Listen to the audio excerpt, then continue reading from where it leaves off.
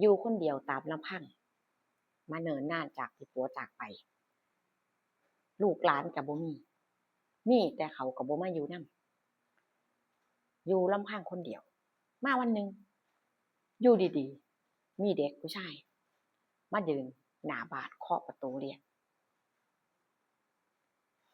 เดินออกไปเปิดประตูเห็นว่ามีชายหนุ่มบอกว่าผมขออนุญาตมาอยู่กับป้าได้บ่ซึ่งตอนนี้ผมตกงานหางานใส่กับบ่ได้สิกลับไปบ้านมันก็จังใดอยู่ก็เลยเอาโทรศัพท์เนี่ยโทรหาแม่เพื่อให้คุยกับป้ายืนยันว่าตัวเองเนี่ยเป็นหลานชายคนโตลูกน้องสาวมีลูกอยู่3 คนคนนี้เป็นลูกชายคนโตป้าเองก็นานมากบ่ได้เจอหลานจำบ่ได้จำบ่ได้ด้วยซ้ำไปว่าไผเป็นไผเจอตั้งแต่เขายังเป็นโตหน่อยอยู่ตอนนี้เขาโตเป็นหนุ่มจนได้มาหาทำงานในตัวเมืองพอได้คุยกับน้องสาวว่าจังใดก็ฝากฝังแน่ถ้าเกิดว่าไปหากับเบิ่งให้แน่หางานให้หลานนำเจ้าก็คงจะรู้จักคนหลายอยู่ติซอยแน่สงสารคันเพิ่นได้เฮ็ดงานเพิ่นก็ดีอยู่ดอกเพิ่นก็ส่งเงินมาทางบ้านจุนเจือครอบครัวอยู่นิสัยใจคอก็ดีอยู่พี่สาวได้ยินแล้วก็โอเคก็บ่บอกมาก่อนเนาะว่าอิหยังจั่งใดจะได้ต้อนรับไว้ห้องเช้าห้องอิหยังก็บ่ทันได้จัดเอ้ามาก็ให้หลานเข้าไปในบ้านต้อนรับขับสู้เป็นอย่างดีจากที่อยู่บ้านคนเดียวเหงาๆเนาะเอออายุก็50กว่าแล้วจังซี้มันก็เหงาเดะอยู่คนเดียวผัวจากไปตั้งแต่ได้3 ปีก็อยู่ยังดีที่มีเงินเก็บพอหมายถึงว่าบ่ต้องไปดิ้นรนทำงานให้มันมากมายมันเหนื่อยพอหลานมาอยู่ด้วยอ้าวก็ดีแล้วมีผู้ปากผู้เว้ามีเพื่อนคุยจัดห้องเฮ็ดกับข้าวกับน้ำให้กินต้อนรับขับสู่เป็นอย่างดีป้าก็บอกว่าเดี๋ยวป้าจะฝากให้เด้อป้ารู้จักคนหลายอยู่แต่บ่รู้ว่าเขาสิรับบ่ก็สิถามเบิ่งให้บ่ต้องไปคิดหยังหลายทำใจสบายๆอยู่บ้านป้าก็คิดว่าเป็นบ้านเจ้าของเฮามันก็เป็นเครือญาติเป็นพี่น้องกันนั่นล่ะบ่ได้เจอนานเนาะโตเป็นหนุ่มแล้วโอ๊ยถ้าไปเจออยู่หม้องอื่นนี่ป้าจำเจ้าบ่ได้เดะคุยกันระหว่างป้าหลานจากบ้านที่เงียบๆณตอนนี้มีแต่เสียงหัวเราะป้าเองก็สบายใจแล้วก็ดูมีความสุขยิ้มแย้มแจ่มใสพิดต่างกับเมื่อก่อนหลายอยู่แต่คนเดียวนั่งเบิ่ง TV ออกจากหั้นก็จักสิไปไสบ่มีคนปากคนเว้านำพอหลายวันผ่านไปป้าก็ไปถามงานฝากงานให้ก็ได้เฮ็ดงานเขาก็รับคนรู้จักก็พอมีป้าเป็นคนใจดีเอาใจเก่งเฮ็ดกับข้าวกับน้ำก็แซ่บหลายวันผ่านไประหว่าง2 คนเนาะพูดคุยกันความใกล้ชิดหลานก็ดีใจว่าโอ้ป้านี่ใจดีแรงอยู่ใกล้แล้วรู้สึกอบอุ่นรู้สึกมีความสุขรู้สึกปลอดภัยก็อยู่กันแบบนี้นับเป็นเดือน2 เดือนไปหลานก็เลยทำงานมาอยู่กับป้าแค่บ่พออาทิตย์หลานป้าก็หางานให้ได้แล้วได้ทำงานอ่าได้เห็นว่าเงินเดือนเจ้าของได้มาแล้วก็รู้สึกสบายใจอาแล้วก็ป้าบอกว่าบ่ต้องไปเช่าห้องหรือบ่ต้องไปอยู่ไสเด้อเพราะว่าที่ทำงานกับบ้านป้ามันก็บ่ไกล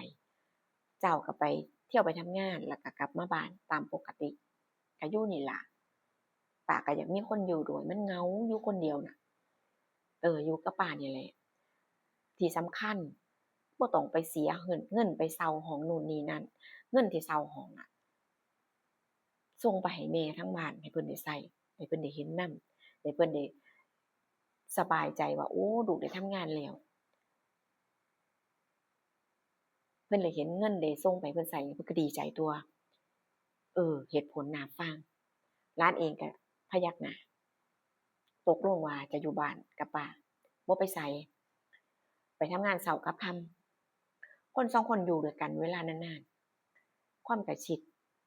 ป้าเองก็มีความเหงาในใจอยู่แล้วเนื่องจากลุงเนี่ยจากไปตั้งหลายปีแล้ว3ปี4ปีเข้าไปแล้วมันก็เริ่มมีความแบบมีความสุขแล้วก็เหมือนกับน้ำทิพย์ชโลมใจ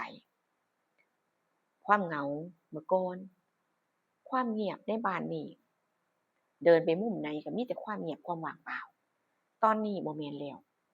บางครั้งบางที่วันที่หลานบ่ได้ไปทำงานเฮ็ดกับข้าวช่วยกันเฮ็ดกับข้าวคุยกันเสียงหัวเราะลั่นบ้านจนคน2คนเนี่ยลืมไปแล้วว่าได้ใกล้ชิดสนิทสนมจนความรู้สึกอะจนมันแบบมันเริ่มแปลกขึ้นมาทุกทีสำหรับป้าเองแล้วก็สำหรับหลานด้วยคือคนเฮาถ้าอยู่กับคนที่คุยถูกคอกัน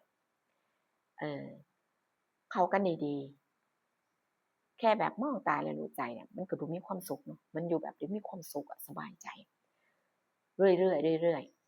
ๆความใกล้ชิดที่อยู่กับป้าเนี่ยตัวหลานเองก็บ่ได้ระแคะระคายใจอิหยังเออมันมีแต่ความรู้สึกดีๆขึ้นมาในใจอยู่ตลอดเวลาแล้ววันหนึ่งป้านี่เป็นคนเริ่มก่อนนะเป็นคนเริ่มก่อนนั่งดูทีวีด้วยกันตอนเย็นก็ดูปกติบางวันก็ได้นั่งดูด้วยกันบางวันก็อ่าต่างคนต่างแยกย้ายไปพักผ่อนในวันนั้นจะมองว่าจงใจก็แม่นสำหรับป้าหลานชายนั่งดูทีวีป้าก็มานั่งข้างๆเหมือนกับมีปัญหาในใจอยากจะระบายอยากจะบอกถึงความรู้สึกอิหยังบางอย่างหลานชายก็เห็นว่าสีหน้าป้าดูแปลกไปก็เลยถามว่าป้าบ่สบายหรือเปล่าหรือมีหยังในใจมีเรื่องเล่าหยังที่เฮ็ดให้บ่สบายใจบ่บอกผมได้เด้อด้วยความเป็นห่วงป้าเองก็มองหน้าหลานเนาะเดี๋ยวตาเปิดใจคุยว่าป้าเนี่ยอยู่คนเดียวมาหลายปีแล้วเนาะตั้งแต่ลุงจากไปป้าก็บ่เคยมีผู้ชายคนใหม่แล้วก็บ่เคยคิดว่าจะมีผัวใหม่ความเหงามันกัดกินใจความเหงามันกัดกินใจหลังจากที่แบบอยู่คนเดียวอะป้ายอมรับว่าป้าเหงาเหลือเกินหลานช่วยป้าได้บ่มันคือการเปิดใจเนาะหลานก็มองหน้าป้าแบบงงๆแล้วก็ตกใจว่าเป็นหยังป้าคือบอกแบบนี้ซึ่งหลานเองก็บ่ปฏิเสธเพราะหยังเพราะหลานเองก็บางครั้งบางทีก็มีความรู้สึกดีๆบางครั้งบางทีสายตาที่มองก็มันแค่ว่าญาติผู้ใหญ่แต่ว่ามันมีความลึกซึ้งมากไปกว่าหั้นแต่ด้วยความที่เป็นหลานก็บ่กล้าเอ่ยปากบ่กล้าแสดงออกให้มันชัดเจนกลัวว่ามันจะเฮ็ดให้ป้ารู้สึกบ่ดีบ่กล้าเปิดใจซึ่งลึกๆแล้วหลานเองก็มีความรู้สึกบ่แตกต่างกันกับป้าหลานก็มองหน้าป้าแล้วก็บอกว่าถ้าป้าเต็มใจถ้าป้าเปิดใจหลานก็บ่มีปัญหาคุยกันแบบเปิดอกเลยว่าหลานก็บ่มีปัญหาแต่ถ้าป้าเปิดใจเพราะหลานเองอะรู้สึกแบบรู้สึกรักรู้สึกแบบว่าคือจั่งกับเออคือจั่งกับแบบมันมีมากเกินกว่าคำว่าป้าหลานอะคน2คนหลังจากช่วงเวลานั้นผ่านไปหลังจากได้เปิดใจหลังจากได้พูดคุยกันแล้วก็เริ่มพัฒนา การเป็นอยู่ใกล้ชิดกันมากขึ้นพูดคุยกันเข้าอกเข้าใจกันมากขึ้นความสัมพันธ์มันก็เริ่มลึกซึ้งคนสองคนเนี่ยก็พัฒนาการเป็นอยู่ถึงขนาดมีความสัมพันธ์กันพอเปิดใจกันแล้วฝ่ายหนึ่งก็คิดนะแต่บ่กล้าเว้าในเมื่ออีกฝ่ายหนึ่งมาเปิดใจบอกถึงความรู้สึกความต้องการตัวเองมันก็เลยทำให้วางตัวได้ง่ายขึ้นที่นี่ระหว่างคนสองคนเนี่ยเมื่อก่อนก็วางตัวอีกแบบหนึ่งคือคำว่าญาติผู้ใหญ่ป้าหลานแต่ว่าณปัจจุบันหลังจากที่คุยกันแล้วเข้าใจกันแล้วก็วางตัวอีกแบบหนึ่งก็คือคู่รักคนที่เขาอกเข้าใจคนที่ทำให้มีความสุขอยู่แล้วรู้สึกสบายใจในสายตาคนภายนอกก็จะมองว่าลูกๆและหลานเครือญาติพี่น้องแต่ว่าความเป็นจริงในบ้านที่รู้กันระหว่างคนสองคนมันลึกซึ้งมากกว่านั้นป้าเองก็มีความสุขมาก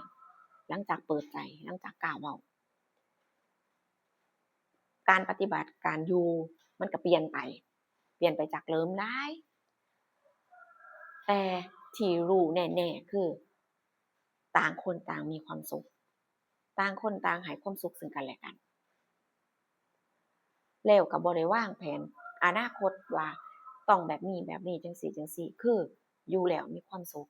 เจ้ามีความสุขข้อยมีความสุขให้ความสุขซึ่งกันและกันแค่นั้นพอดูแลกันไปเรื่อยๆเพราะป้าเองก็บอกว่าป้าอายุหลายแล้วลูกหลานก็บ่มีสิ่งที่เฮ็ดไว้หาไว้ก็คงจะบ่รู้ว่าสิเป็นของไผแต่ในเมื่อมันอยู่แบบเนี้ยป้าบ่ร้องขออีหยังมากคือถ้าเฮาอยู่แบบนี้อยู่ไปจังซี่ทุกสิ่งทุกอย่างที่มีมันก็บ่นอกเหนือไปจากให้คนอื่นได้อาแต่บ่ได้ออกหน้าออกตาแค่นั้นเองต่างคนต่างดูแลกันเอาจังซี่เนาะคือป้าเหมือนกับขอเสนอว่าหลานรับได้บ่อยู่กับป้าแบบนี้แล้วทำให้ป้ามีความสุขป้ามีความสุขมากแล้วหลานป้าก็เฮ็ดให้หลานมีความสุขดูแลซัปพอร์ตอยู่แบบนี้โอเคเนาะหลานพยักหน้ารับตกลงหลานเองก็บ่ได้เรียกร้องอิหยังทุกอย่างมันแฮปปีทุกอย่างอยู่แล้วมีความสุขโอเคคือความเข้าใจของคนสองคนเรื่องราวเรื่องนี้ป้าหลานจบไปแล้วนะคะขอบคุณทุกการรับชม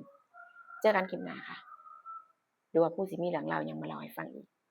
ไปแล้วนะคะสวัสดีค่ะ